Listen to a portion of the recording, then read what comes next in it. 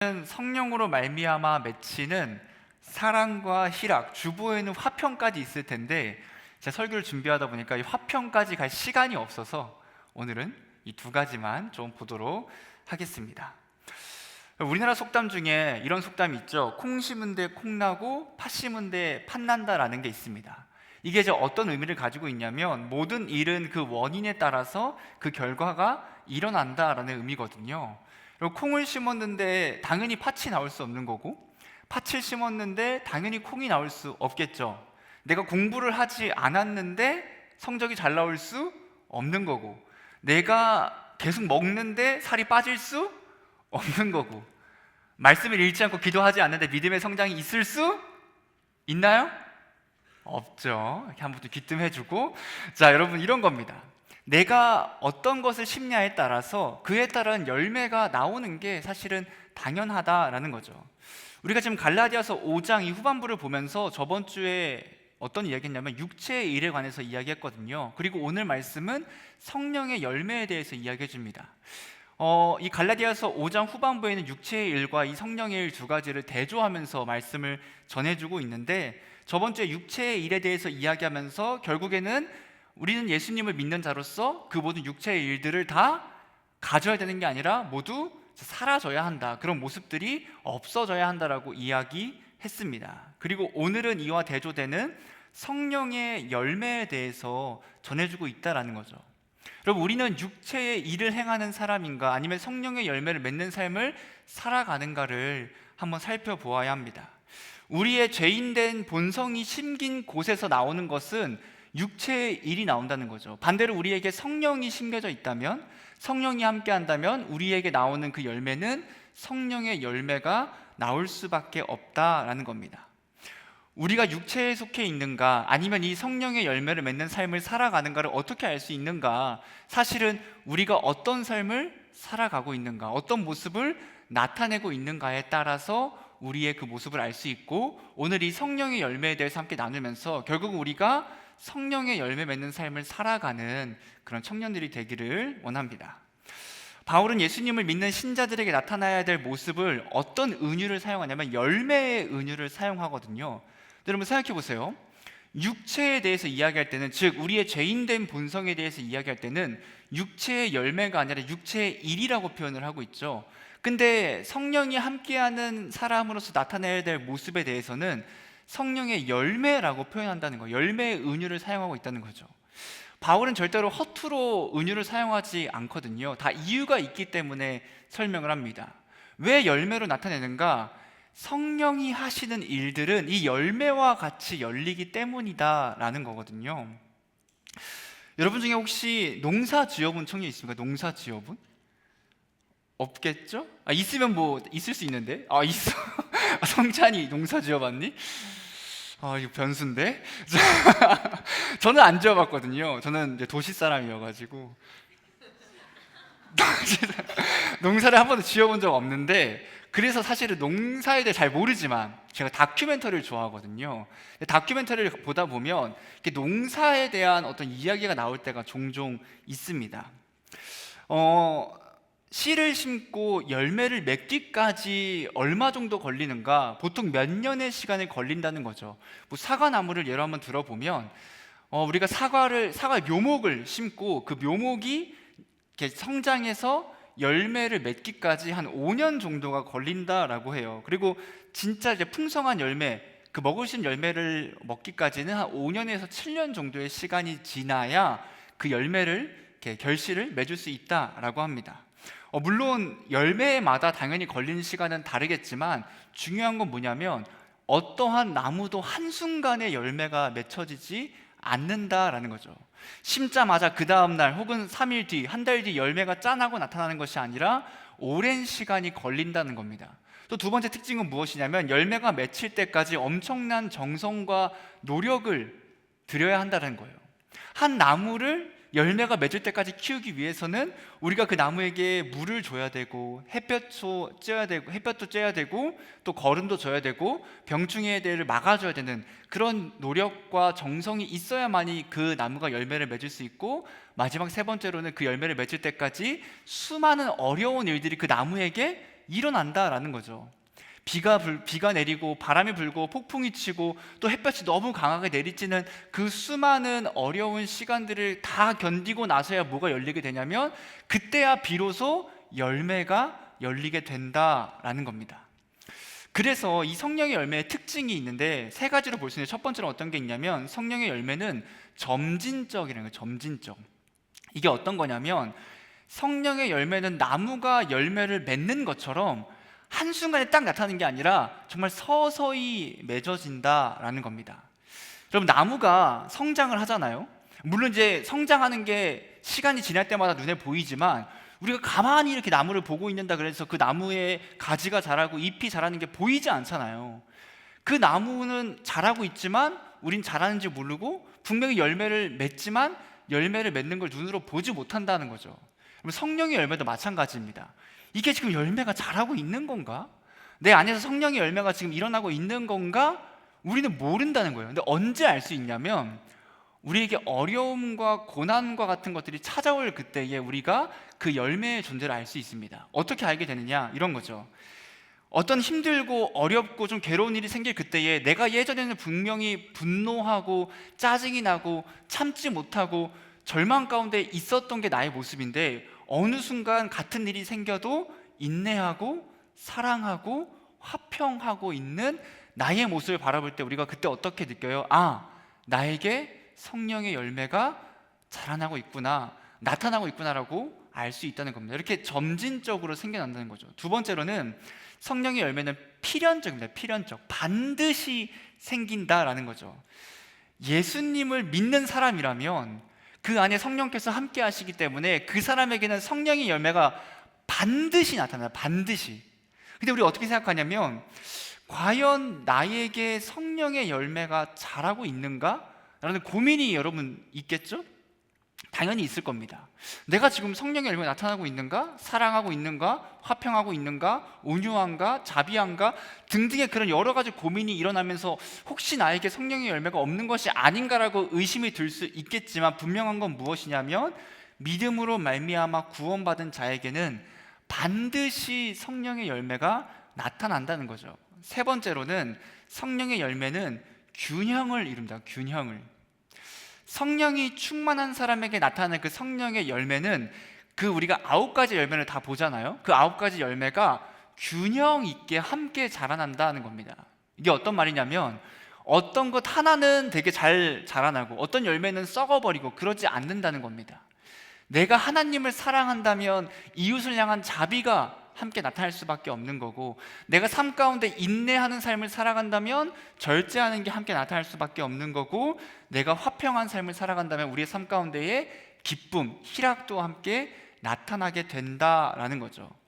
무언가는 뛰어나게 있지만 무언가는 나에게 없다, 그럴 수 없다라는 겁니다. 이 모든 것이 함께 다 균형 있게 성장한다라는 거죠.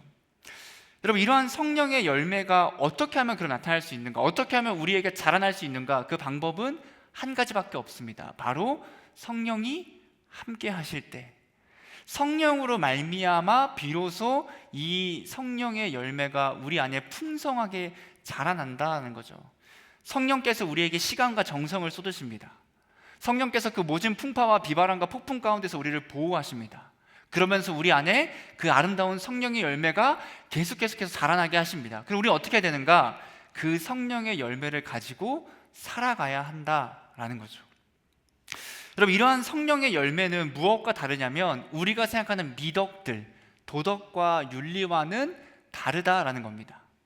왜냐하면 예수님을 믿지 않는 사람들, 우리 믿는 사람들이잖아요. 근데 믿지 않는 사람들에게도 사랑과 희락과 화평과 오래 참은 자비, 양성, 충성, 온유, 절제와 같은 이 아름다운 열매들이 믿지 않는 사람들 분명히 나타난단 말이죠. 하나님을 믿지 않음에도 가족을 사랑하고, 믿지 않는 불신자임에도 친구나 연인을 향한 사랑이 분명히 나타난다는 거예요. 심지어 악인들에게도 이런 미덕들이 나타날 때가 있거든요. 학교 폭력을 행사하는 그 나쁜 친구도 자기의 무리 앞에서는 어때요? 친절하게 지내는 겁니다. 나를 괴롭히는 저 상사, 저 사장님, 진짜로 원수와 같은 그 사람도 자기의 친가족이나 아니면 거래처 앞에서는 어떻게 해요? 친절하고 기뻐하고 인내하는 모습을 보인다는 거예요. 그러니까 믿지 않은 사람들에게도 이런 미덕들, 이런 도덕과 윤리의 모습이 아예 없지는 않다라는 겁니다. 만약에 성령의 열매가 세상의 미덕들과 똑같다, 다르지 않다라 그러면 여러분 성경책은, 성경 말씀은 도덕책에 불과하다는 거죠. 분명히 성령의 열매와 세상의 미덕들은 큰 차별점, 큰 구별점이 있는데 그 구별점이 무엇이냐면 성령의 열매는 초월성을 가지고 있어요. 초월성. 그 초월성, 이게 어떤 거냐면 성령의 열매는 신적이고 또한 압도적인 거예요. 압도적. 너무나도 압도적이어서 내 삶 자체에 나타나는 수많은 그 악한 육체의 일들을 다 덮어버리고, 나는 할 수 없지만 내 삶에서 압도적으로 나타나는 초월적인 열매다라는 겁니다. 그래서 이 성령의 열매는 어떤 단편적이거나 혹은 편향적이지 않고 지속적이고 일관성이 있습니다. 그리고 가장 큰 특징은 무엇이냐면 내가 할 수 있기 때문에 하는 것이 아니라 내가 할 수 없는데, 도저히 그럴 수 없는데 나타나는 것, 하게 되는 것, 그게 성령의 열매의 초월적인 특징이다라는 겁니다. 여러분, 성령으로 말미암아 열린 9가지 열매는 참으로 초월적이고 우리가 우리의 힘만으로 할 수 없는 그런 부분이 있는데, 우리 오늘 함께 성령으로 말미암아 열리는 그 성령의 열매를 처음 말했던 것처럼 2가지만 살펴보기를 원합니다. 첫 번째로는 사랑의 열매예요. 사랑의 열매. 가장 첫 번째 성령의 열매는 사랑을 이야기합니다. 여러분, 이 사랑은 무엇이냐면 사실은 모든 성령의 열매 가운데 가장 처음 나온 것으로 가장 근본이 되며 가장 기초가 되는 그런 열매입니다. 성경에선 사랑이라는 말이 매우 많이 나오죠. 그리고 계속 강조해주고 있습니다. 하나님의 속성 중 하나가 사랑이라고 이야기해주고 있고, 요한 1서에서는 사랑하지 아니하는 사람은 하나님을 알지 못한다라고 이야기해요. 왜 알지 못하는가? 하나님은 사랑이시기 때문이다라고 이야기합니다. 또 성경에서는 믿음, 소망, 사랑, 그 3가지는 항상 있을 것인데 그 중에 제일은 무엇이죠? 사랑이다라고 이야기합니다. 그러니까 성경이 얼마나 많은 부분에서 이 사랑을 이야기해주고 강조해주고 있는지는 아마도 여러분들 모두가 다 알고 있을 거라고 생각을 합니다. 하지만 이 사랑이 아까도 이야기했던 것처럼 단순히 도덕과 윤리, 미덕과는 다른 성령의 열매는 초월적인 사랑의 특징을 가지고 있다라는 거죠. 여러분, 성경은 우리에게 2 존재를 사랑할 것을 이야기합니다. 근데 사실은 2 존재를 따로 사랑하는 것이 아니라 이 첫 번째 존재를 사랑한다면, 이 첫 번째 존재를 매우 사랑한다면 그에 따라서 그 2번째 존재를 자연스럽고 당연하게 사랑할 수밖에 없음을 이야기해주고 있거든요. 마태복음 22장 37절에 39절 말씀 우리 앞에 보고 한번 같이 읽기를 원합니다. 시작. 예수께서 이르시되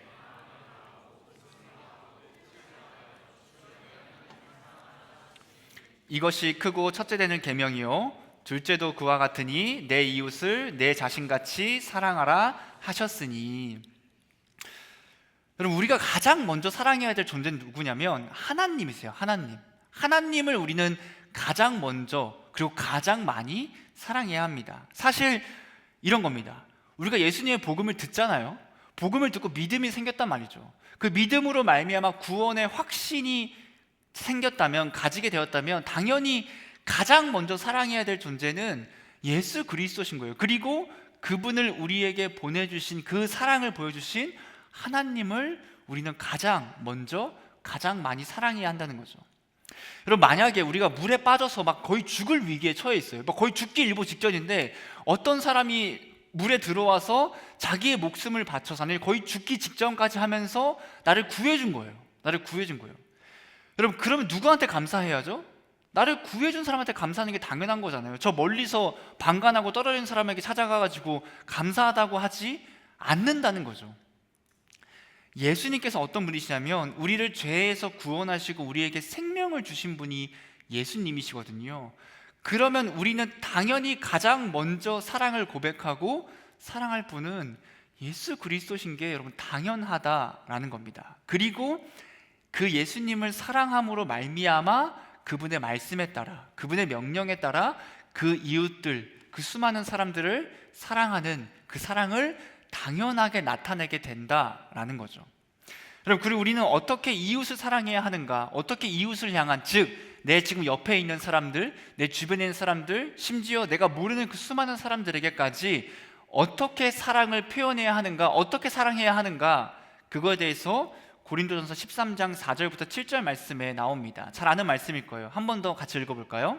시작. 사랑은 오래 참고, 사랑은 온유하며, 시기하지 아니하며, 사랑은 자랑하지 아니하며, 교만하지 아니하며, 무례히 행하지 아니하며, 자기의 유익을 구하지 아니하며, 성내지 아니하며, 악한 것을 생각하지 아니하며, 불의를 기뻐하지 아니하며, 진리와 함께 기뻐하고, 모든 것을 참으며, 모든 것을 믿으며, 모든 것을 바라며, 모든 것을 견디느니라.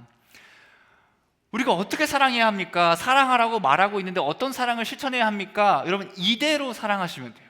정말로 이대로만 사랑할 수 있다면 우리가 더한 사랑을 할 필요도 없을 정도로 저는 생각합니다. 이대로만 할 수만 있다면 말이죠. 여러분, 이 말씀을 보면서 우리가 어떻게 생각합니까? 그래, 이렇게 살아가면 되는구나 하고 실천하기보다는 그래, 말씀에서는 이렇게 이야기하고 있지만 사실은 이거 불가능하잖아. 그리고 굳이 이렇게까지 살지 않아도 괜찮지 않을까? 하고 우리는 생각하고 실제로 어떻게 행동하냐면 이 정도까지의 사랑을 하려고 하지는 않는다라는 거죠. 근데 여러분, 우리가 중요하게 알아야 할 건 뭐냐면 하나님께서 분명히 우리의 죄를 아시거든요. 그리고 우리가 죄인이라는 걸 아시고 우리를 용서해 주시지만 그렇다고 우리가 죄를 짓고 열매를 맺지 않는 삶을 살아가는 것을 당연하게 생각하진 않으신다는 겁니다. 하나님은 우리가 하나님을 믿음으로 말미암아 열매 맺는 삶을 살기를 원하시지 이 모든 말씀, 이 모든 열매가 무의미하다고 보기를 원치 않으신다라는 겁니다. 조나단 에드워즈는 이런 말을 해요. 시기하는 그리스도인, 악에 찬 그리스도인, 차갑고 냉혹한 그리스도인은 가장 큰 불합리이자 모순이다. 마치 어두운 밝음 또는 거짓된 진리라고 말하는 것과 같다라는 거죠. 이러한 사랑을 어떻게 실천합니까? 누가 실천하셨습니까? 예수님이 가장 먼저 실천하셨다라는 거죠. 여러분, 성령의 열매를 맺는다는 걸 또 다르게 이야기하면 어떻게 이야기할 수 있냐면 예수 그리스도를 닮아간다라는 거예요. 우리에게 성령의 열매가 맺어진다는 것은 예수님을 닮아가는 삶을 살아간다라는 거거든요. 우리는 이러한 사랑이 불가능하다고 이야기합니다. 어떻게 이렇게 사랑합니까? 오래 참고, 온유하고, 시기하지 않고, 자랑하지 않고, 교만하지 않고, 무례히 행하지 않는 등등등등의 이 사랑을 어떻게 다 할 수 있습니까? 불가능하지 않습니까? 그 불가능한 것을 하는 게 초월적인 사랑이라는 거예요. 여러분, 이해되셨죠? 나에게 불가능한 사랑을 내가 나타내는 게 그게 바로 성령의 열매의 사랑이라는 겁니다. 여러분, 예수님은 우리에게 원수를 사랑하라고 말씀하시면서 이렇게 이야기합니다. 마태복음 5장 43절 46절 말씀 제가 읽어드릴게요. 또 내 이웃을 사랑하고 내 원수를 미워하라 했다는 것을 너희가 들었으나 나는 너희에게 이르노니 너희 원수를 사랑하며 너희를 박해한 자를 위하여 기도하라. 이같이 한즉 하늘에 계신 너희 아버지의 아들이 되리니 이는 하나님이 그 해를 악인과 선인에게 비추시며 비를 의로운 자와 불의한 자에게 내려주심이라. 너희가 너희를 사랑하는 자를 사랑하면 무슨 상이 있으리요? 세리도 이같이 한다라는 거죠. 나를 사랑해주는 사람, 내가 사랑할 수 있는 사람을 사랑하는 건 믿지 않은 사람은 다 할 수 있는 거예요. 성령의 열매가 아니어도 나를 사랑하는 사람을 사랑하는 건 충분히 누구나 할 수 있다는 겁니다. 그런데 성령의 열매의 사랑은 무엇이냐면 사랑할 수 없는데 사랑하는 거예요. 사랑할 수 없는데 내가 너무 밉고 싫고 진짜 원수와 같은 그 사람도 사랑하는 것이 성령의 사랑이라는 겁니다. 여러분, 예수님을 본받아 나오는 사랑은 억지로 하는 사랑이 아니라 진짜로 내 마음에서 정말로 끌어나오는 주님으로 말미암은 사랑이다라는 거죠. 이러한 사랑을 실제로 실천한 분이 누구냐면 손양원 목사님이라는 분이 계시거든요. 이 오른쪽에 계신 분이 손양원 목사님이고 왼쪽은 두 아들인데 중요한 인물들입니다. 이 손양원 목사님에게 어떤 일이 있었냐면 1948년 10월 19일에 여수 순천 사건이라는 게 있었는데 그때 이제 좌익 청년이 어떤 일을 했냐면 순천 사범학교에서 학교를 다니던 이 손양원 목사님의 두 아들을 죽이게 됩니다. 두 아들을 죽여요. 그럼 이 손양원 목사님이 그 죽인 청년을 만나거든요. 여러분이라면 어떻게 하실 것 같습니까? 내 자녀 혹은 내 가족의 두 명의 가족을 죽인 그 사람을 만났을 그때에 여러분 어떤 마음이 들겠습니까? 진짜 분노가 치밀어 오르지 않겠습니까? 진짜 눈앞에서 이렇게 말하면 좀 그렇지만 때려 죽이고 싶은 그런 마음이 당연히 들겠죠. 그런데 어떻게 하냐면 이 손양호 목사님이 자신의 두 아들을 죽인 청년을 용서하고 양아들로 삼고 키우고 돌봐준다는 겁니다. 그러면서 손양호 목사님이 두 아들의 장례식에서 9가지의 감사 기도를 합니다. 함께 보기를 원하는데 제가 읽어드릴게요.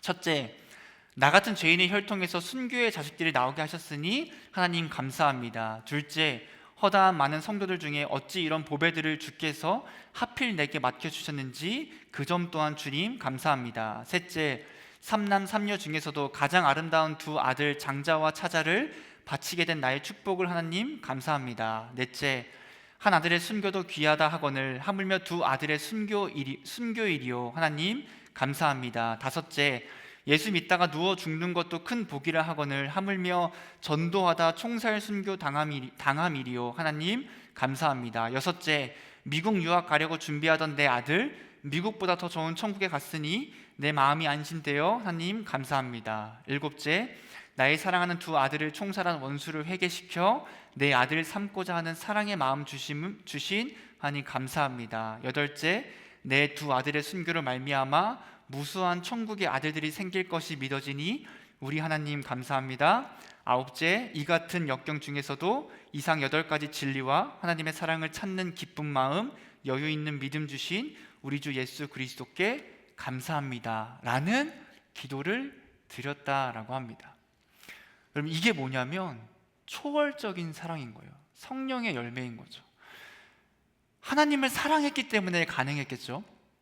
내 아들을 죽인 진짜 원수 같은 그 청년을 원수로 삼는 것이 아니라 사랑하고 용서하고 자신의 아들로 오히려 받아주고 돌봐주고 키워줬던, 이게 바로 초월적인 사랑이라는 겁니다. 우리가 이러한 사랑이 성령의 열매가 나타나야 한다는 거죠. 두 번째로 성령으로 말미암아 열리는 그 열매는 희락의 열매입니다. 희락의 열매. 여러분, 희락이라는 것은 많은 행복과 즐거움을 느끼는 감정을 의미하는데, 뭐 쉽게 말하면 기쁨과 즐거움이죠. 기쁨과 즐거움, 희락. 이 성령의 열매인 희락은 단순히 쾌락과는 비교가 되지 않는다는 겁니다. 여러분, 우리가 언제 기쁘냐면, 여러분 뭐 스포츠 좋아하면 그 내가 좋아하는 팀이 우승할 때 엄청 기뻐하잖아요. 지금 하나가 1등인데 제가 대학교가 이제 천안에 있어가지고 천안에서 사역을 했었거든요. 근데 그땐 제가 야구를 뭐 아예 관심도 없었는데 천안 사람들은 누구 팬이겠어요? 하나 팬이에요. 하나 팬. 그래서 맨날 저에게 어떤 얘기를 하냐면, 그 중고등학생 애가 전도사님 이거 보셨어요? 지금 하나가 몇 등이다, 뭐 몇 등이다, 올해는 다르다, 올해는 다르다 맨날 올해는 다르다라고 했는데 올해는 진짜 다르잖아요. 올해는 지금 1등인 걸로 알고 있는데, 그 팀이 우승하면 어때요? 기쁘겠죠. 너무 즐겁겠죠. 내가 응원하는 팀이 우승하면. 근데 그 기쁨은 잠시 잠깐일 뿐이라는 거죠. 내가 사랑하는 반려견이, 반려동물이 나를 너무너무 행복하게 해줄 그때 기쁘겠죠. 근데 그 기쁨도 잠시라는 거죠. 내가 어떤 물건을 샀을 그때 기쁘겠죠. 비싼 물건일수록 더 큰 기쁨이 올 수도 있겠죠. 근데 그 기쁨도 잠시 잠깐이라는 겁니다. 세상이 주는 그 기쁨은 하나님께서 말씀하시는 그 희락과는 다르다는 거죠. 그러면 신자의 희락은 초월적인 희락이고, 어디서부터 오는 기쁨이냐면 믿음으로부터 오는 기쁨이거든요. 성령이 주는 기쁨은 잠시 잠깐이 아니라 영원한 기쁨입니다. 만약에 월드컵 때 우리나라가 우승을 한다면 난리 나겠죠? 지금 2002년에 4강만 가도 아직까지도 지금 난리가 나는데, 만약에 우승을 한다, 전 국민이 난리가 나겠죠? 근데 그 기쁨이 영원하지 않다는 겁니다. 내가 사랑하는 반려동물이 나에게 큰 기쁨을 줄지라도 그 동물도 생명이기 때문에 언젠가는 죽음을 맞이한다는 거고, 내가 명품을 사거나 뭐 좋은 물건을 사거나 비싼 물건을 사거나 무언가를 샀을 그때에 기쁘겠죠. 너무 좋겠죠. 하지만 말했다시피 찰나고 잠시 잠깐이라는 겁니다. 세상이 주는 기쁨은 영원하지 않지만 예수 그리스도의 구원의 기쁨은 영원한데, 왜 그러냐면 예수님은 그 구원을 갱신하지 않으시기 때문이죠. 한번 구원하셨다면 영원히 구원된 거기 때문에 그 기쁨은 영원합니다. 그럼 우리는 희락에 관해서 가장 먼저 하나님을 향한 기쁨을 이야기해야 합니다. 우리가 저번 주인가? 저저번 주에 한번 얘기했었죠. 우리는 하나님을 기뻐하는 삶을 살아가야 합니다. 왜 하나님을 기뻐해야 하는가? 왜 하나님으로 말미암아 즐거워해야 하는가? 믿음이 있다면, 여러분 믿음이 있다면 하나님의 존재를 알게 되거든요. 그분이 어떤 분이신가? 하나님은 세상을 창조하신 창조주시고 우리를 구원하신 구원자이시고 통치자이시고 또 우리를 사랑하는 분이시고 언제나 우리와 함께 하시는 나의 아버지 되시며 나를 자유케 하신 분이라는 걸 우리가 알게 되는 거예요. 깨닫게 되는 거예요. 그럼 어떻죠? 그분께서 우리에게 주신 영원한 구원의 소망이 있거든요. 그 소망을 소유하게 되고 그 소망으로 말미암아 우리는 영원한 기쁨을 누리며 살아갈 수 있게 되고 하나님의 존재 자체만으로 기뻐하는 삶을 살아가게 되는 겁니다. 여러분, 하나님을 향한 기쁨을 어떻게 표현할 수 있을까? 사실 이거는 믿음 안에서밖에 설명할 수 없는 것 같아요. 그러니까 제가 정말 고민을 많이 했거든요. 어떤 예를 들 수 있을까? 근데 예가 아니라 그냥 예시가 아니라 내가 진짜 하나님을 만났으면 그 기쁨을 알 수밖에 없습니다. 왜? 그분이 나를 구원하셨고 그분이 나와 함께 하셨기 때문에 우리는 그분으로 말미암아 그 기쁨을 누릴 수밖에 없다라는 거죠. 그리고 하나님을 기뻐함으로 말미암아 하나님으로 기뻐하는 삶을 이제 살아가게 됩니다. 이 기쁨은 기뻐할 수 없는 상황 가운데서도 기뻐하는 거예요. 고난 중에서도 기뻐하는 거고 절망 가운데서도 그 소망을 가지고 기뻐하는 삶을 살아가는 겁니다. 허세와 거짓된 기쁨이 아니라 참되고 진실한 기쁨을 표현하며 살아간다라는 거죠. 우리가 어떻게 고난과 절망 가운데서도 기뻐할 수 있는가?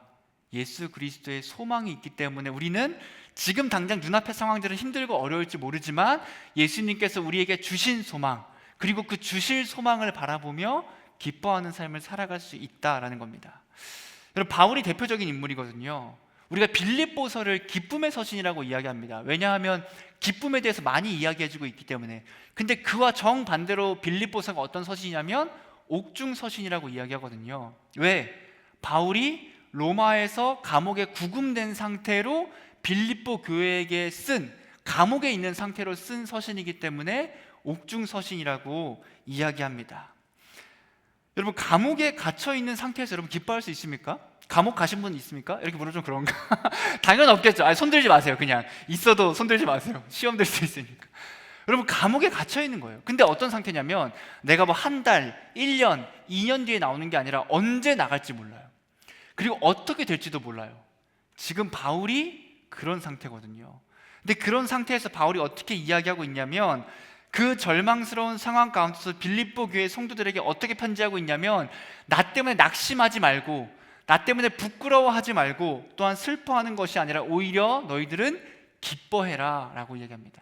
그리고 바울도 기뻐합니다. 어떻게 기뻐하냐면 내가 지금 이렇게 감옥 안에 있는 것, 내가 이렇게 살아가는 그 모든 것이 다 그리스도의 표대를 향해서 나아가고 있는 모습이다라고 이야기하며 자신의 삶을 비관하고 절망하는 것이 아니라 그 어려운 상황 가운데서도 기뻐하며 기뻐하라고 이야기한다라는 거죠. 여러분, 세상은 우리에게 진짜 참된 기쁨을 줄 수 없거든요. 찰나의 기쁨은 줄 수 있겠죠. 찰나의. 근데 왜 찰나의 기쁨이냐면 여러분, 뭔가 이럴 때 있을 겁니다. 너무너무 행복해요. 나 너무 좋은데? 지금 충분한데? 너무 기쁜데? 근데 우리의 연약함이 언제 드러나냐면 그 가운데 진짜 작은 어려움 하나 생기잖아요. 그럼 그 삶이 무너집니다. 내가 완벽하고 충만하고 기뻐하는 그 삶이 나에게 정말 작은 어려움과 고난 하나만 찾아와도 와르르 무너져 버린다는 거죠.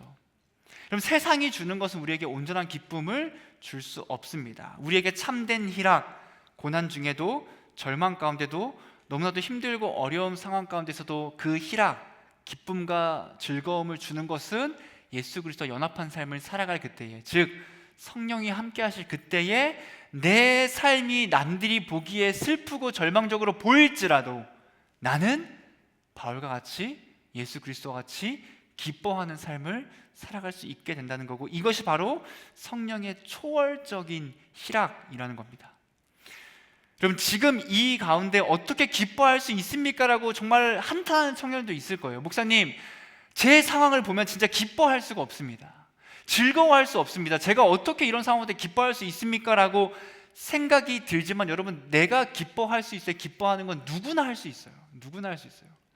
취업이 잘 되고 돈을 잘 벌고 어려움과 괴로움과 아픈 곳이 없으면 누구나 기뻐할 수 있어요. 근데 성령의 희락은 어떤 거냐면 내 상황이 어렵고 내 몸과 마음이 아프고 때로는 무너져 내릴 것 같은 괴로움이 있을지라도 나를 푸른 초장과 쉴만한 물가로 인도하신 그 하나님을 바라보며, 그리고 나를 구원하시고 소망을 주신 예수 그리스도를 바라보며, 더 나아가 나에게 능력 주시는 그 성령으로 말미암아 수많은 어려움과 괴로움 가운데서도 기뻐할 수 있게 되는 것입니다. 막연한 낙관론이 아니라 근거 있는 믿음인 거예요.